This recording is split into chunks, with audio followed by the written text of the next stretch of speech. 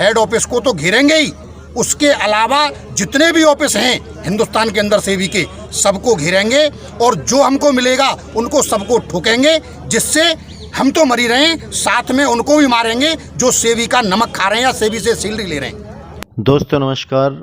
1 मार्च 2020 को अहिल्याबाई पार्क में मथुरा के अंदर रामदेव गौतम जी की अध्यक्षता में पीएसएल के पीड़ित निवेशकों की एक मीटिंग की गई, जिसमें सैकड़ों निवेशक उपस्थित हुए।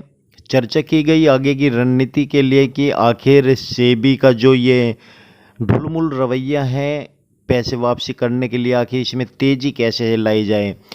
तो सभी निवेशकों ने और रामदेव गौतम जी ने और भारतीय लोक सेवा दल के जो भी सदस्य उपस्थित थे, उन्होंने मिल कर के कुछ निर्णय निकाला और एक पत्र सेबी को लिखित में दिया और उनसे जवाब मांगा कि आखिर उनका पैसा कब तक मिलेगा।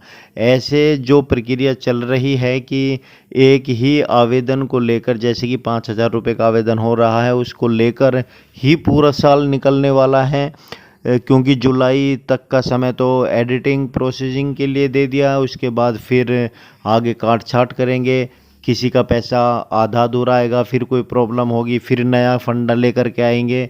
तो ऐसे तो पैसा जिनका लाखों रुपए फंसा हुआ है, 5,000 से ज़्यादा का, उनको तो नंबर ना जाने कितने सालों में आएगा। तो सेबी किसी न किसी तरीके से निवेशकों को बेवकूफ़ बना रही है। उसी के लिए भारतीय लोक सेवा दल एक निश्चित तारीख चाहता है कि धन वापसी सभी निवेशकों की कैसे हो और कब तक हो। तो उसी के लिए रामदेव गौतम जी ने एक मीटिंग की अहिल्याबाई पार्क मथुरा के अंदर, जहां पर सेबी को एक लेटर दे दिया गया है, एक मेमोरेंडम दे दिया गया है और सेबी को एक तारीख दी गई है 30 मार्च तक की। यदि 30 मार्च तक सेबी लिखित में ये आश्वासन नहीं देता कि पीएसएल पीड़ित निवेशकों का पैसा आखिर कब तक उनके अकाउंट में पहुंच जाएगा, ये जो प्रोसीजर चल रहा है ये इतना ढीला क्यों चल रहा है, इतना लंबा समय एक एक छोटे छोटे प्रॉब्लम को लेकर के इतना लंबा समय खींच देते हैं। जो आधा अधूरा पैसा आ रहा है उसका क्या होगा, या जिनके ऑफिस में डॉक्यूमेंट्स जमा हैं उनके बारे में कुछ नहीं पता, जिनके नाम चेंज है या जिनका एफएससी कोड चेंज हो गया है, जिन लड़कियों की शादी हो गई उनका बाद में नाम नाम चेंज हो गया, जिनके पास बॉन्ड भी नहीं है, एक हाथों से लिखी रसीद है, उनका क्या होगा। तो ये सब सवालों के जवाब के लिए 30 मार्च तक का समय सेबी को दिया गया है और साथ में ये भी चेतावनी दी गई है, यदि सेबी हमारे प्रश्नों का जवाब नहीं देता तो सेबी के साथ अब पूरे देश में एक ऐसा आंदोलन होगा, इतना बड़ा आंदोलन किया जाएगा कि सेबी को घुटने टेकने पड़ेंगे और ये बताना पड़ेगा कि पीएसएल के पीड़ित निवेशकों का पैसा आखिर कब तक मिल जाएगा, कितना समय लेगा। क्योंकि जिस तरीके से ये काम चल रहा है उस तरीके से तो ये समझ लीजिए कि अनिश्चितकालीन की बात गई, मगर ऐसे नहीं चलने वाला है। तो मैं आपको इस वीडियो में रामदेव गौतम जी का वीडियो दिखाने वाला हूँ और इसके बाद आपको एक प्रॉपर्टी सेल का जो सेबी की वेबसाइट पे आया था, सेबी ने जानकारी दी थी, उसको भी मैं आपको पढ़ करके दिखाऊंगा। आप इस वीडियो को पूरा देखिएगा। वीडियो पसंद आए तो लाइक शेयर और चैनल को सब्सक्राइब करना मत भूलिएगा। तो आइए दोस्तों वीडियो शुरू करते हैं। आज अहिल्याबाई पार्क मथुरा में मीटिंग का आयोजन किया गया है और हमारे राष्ट्रीय उपाध्यक्ष रामदेव गौतम जी उपस्थित हैं। मैं जानना चाहूँगा रामदेव जी कि आप लोगों को लखनऊ बुलाया गया सेबी ऑफिस में, क्या जानकारी आपको वहाँ से मिली? लखनऊ ऑफिस में जो हमको बुलाया गया था, सब लोगों की जिम्मेदारी लगी थी कि सभी लोग एक विरोध जाकर के अपना 23/1/2020 में जो ऑर्डर हुआ था उसमें एक आपत्ति सारे ऑफिसों पर जाकर के लगाएं, क्योंकि उसमें उस ऑर्डर से हमारे सभी लोगों को पैसा नहीं मिल पा रहा है। उसमें केवल 12 कंपनियां ही इन्होंने इन्वॉल्व की हैं और 2 कंपनियों को स्पेयर में रखा है। तो वो विरोध करने के लिए सभी लोगों को पूरे भारतवर्ष में भेजा गया था, जिसमें हमारी ड्यूटी लखनऊ में लगी थी और हमने वो विरोध लखनऊ में जाकर के दर्ज कराया है और सेबी के लोगों से हमने बातचीत की है। उनकी बातचीतों से हमको ऐसा लगता है कि जो हमारे ऑफिसों में पेपर जमा हैं वो पैसा हम उनकी बातचीतों से कभी नहीं प्राप्त कर पाएंगे। इसलिए हम लोगों ने एक चेतावनी भरा पत्र सेबी ऑफिस में दिया था 24 तारीख को और उसमें एक ये चीज़ लिखी थी कि अगर 20 मार्च तक आपने हमको कोई पॉजिटिव जवाब नहीं दिया जिनके पेपर ऑफिसों में जमा हैं उनके पेमेंट को लेकर के, तो हम सेबी हेड ऑफिस को तो घेरेंगे ही, उसके अलावा जितने भी ऑफिस हैं हिंदुस्तान के अंदर सेबी के, सबको घेरेंगे और जो हमको मिलेगा उनको सबको ठोकेंगे, जिससे हम तो मरी रहे हैं, साथ में उनको भी मारेंगे जो सेबी का नमक खा रहे हैं या सेबी से सैलरी ले रहे हैं। आगे आपकी क्या रणनीति है? आगे हमारी रणनीति ये है कि हर जिले वाइज हम लोग कमेटी बना रहे हैं और सारे जिलों में एक अभियान चला रहे हैं, सारे लोगों को इकट्ठा कर रहे हैं और प्रत्येक जिले के अनुसार से अभी आगे लोग इकट्ठे होंगे और वहाँ जाकर के सेबी से दो हाथ करेंगे और सेबी को मारेंगे और मरेंगे जब तक हमारा पैसा हमको नहीं मिल जाएगा। ये हम करके रहेंगे। ये हम उनको एक चेतावनी भरा पत्र 24 तारीख को दे करके आए हैं। सागर जिले में पल्स निवेशकों की बैठक आहूत की गई। ये बैठकें पिछले 5 वर्षों से लगातार हर महीने चल रही हैं।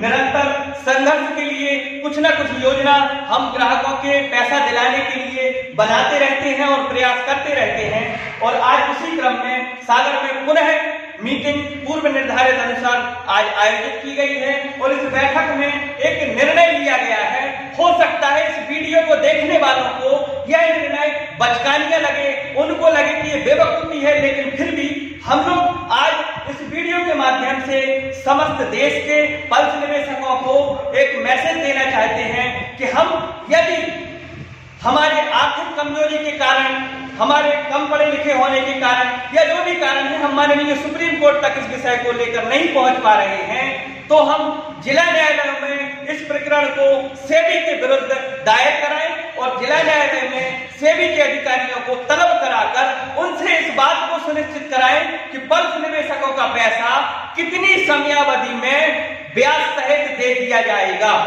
इस चीज को सुनिश्चित कराने के लिए कि पैसा कब तक दे दिया जाएगा, हम सागर के लोग इस योजना के साथ जिला न्यायालय में आगामी 1 महीने के अंदर प्रकरण दायर करने के लिए पूरी तैयारी में हैं और हम 1 महीने के अंदर जिला न्यायालय के अंदर ये पल्स के निवेशकों का प्रकरण दायर करेंगे, जिसमें हम सेबी के, हमारे मध्य प्रदेश के रीजनल ऑफिस इंदौर के अधिकारियों को पार्टी बनाएंगे, कार्यालय जिला कलेक्टर को भी हम पार्टी बनाएंगे और साथ ही कंपनी के डायरेक्टर्स को भी इस प्रकरण में पार्टी बनाएंगे और सारे निवेशक उस प्रकरण के अंतर्गत आवेदक के रूप में माननीय कोर्ट जिला न्यायालय के अंदर, सागर जिला न्यायालय के अंदर उपस्थित होंगे। ऐसा हमारी योजना है। क्या आप तैयार हैं? क्या आप तैयार हैं? सभी निवेशकों के लिए जरूरी सूचना। सभी पल्स पीड़ित साथियों, जैसा कि आप सभी को मालूम है कि सुप्रीम कोर्ट के 23 जनवरी 2020 के निर्णय अनुसार पीएसएल की सारी प्रॉपर्टी की बिक्री के लिए एआरसी का गठन किया गया है और सेबी ने प्रॉपर्टी को 4 जोन में बांटकर खरीदने वालों से ईओआई के माध्यम से प्रॉपर्टी को सेल करने का निर्णय लिया है, जिसमें प्रत्येक खरीदार को अलग अलग जोन के लिए 150 करोड़ रुपए का बैंक ड्राफ्ट सेबी को देना होगा और कम से कम 1000 करोड़ की प्रॉपर्टी खरीदनी होगी। 24 फरवरी को सेबी सभी ईओआई अपनी वेबसाइट पर डाल देगी। फिर T+2 फॉर्मूला लागू होगा और काउंटर करने वाला 3 दिन के अंदर काउंटर करेगा। किसी भी ईओआई को एक बार ही काउंटर किया जा सकेगा। साथियों, इस तरीके से पीएसएल की प्रॉपर्टी औने पौने दामों में बिक जाएगी और इसमें सिर्फ कीमती प्रॉपर्टी ही बिक पाएगी। बाकी जो प्रॉपर्टी बच जाएगी वो रेतीली, पठारी या जंगली प्रॉपर्टी होगी जो कभी नहीं बिकेगी। साथियों, सेबी ने जब पहले प्रपोजल्स मांगे थे तब भी पीएसएल की प्रॉपर्टी बहुत ही कम रेट में बिक रही थी, लेकिन पीएसएल के काउंटर और फिर रिकाउंटर करने के बाद प्रॉपर्टी के रेट बढ़े थे। लेकिन अब सुप्रीम कोर्ट के 23 जनवरी 2020 के आदेश में सुप्रीम कोर्ट ने पीएसएल को काउंटर करने से नहीं रोका गया है, बल्कि सेबी एक सोची समझी साजिश के तहत पीएसएल को काउंटर करने से रोककर पीएसएल को देनदारी से मुक्त करना चाह रही है, जो हम सभी के साथ एक बहुत बड़ा षड्यंत्र है। इस तरह से हमारी पैसे की वापसी हो ही नहीं सकती, क्योंकि इतनी अमाउंट इकट्ठा ही नहीं होगा। सभी निवेशकों के लिए ज़रूरी सूचना ये भी है, इसलिए सभी संगठन AISO, इंसाफ की आवाज़ व जनलोक प्रतिष्ठान इकट्ठे होकर पूरे भारतवर्ष में 24/2/2020 को सेबी को वार्निंग मेमोरेंडम देने जा रहे हैं।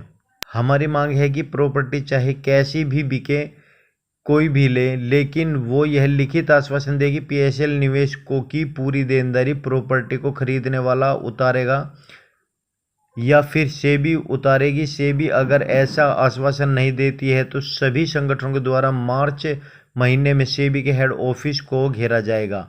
अतः सभी साथी अपने अपने रीजनल ऑफिस में वार्निंग मेमोरेंडम जरूर दें ताकि हमारा विरोध दर्ज हो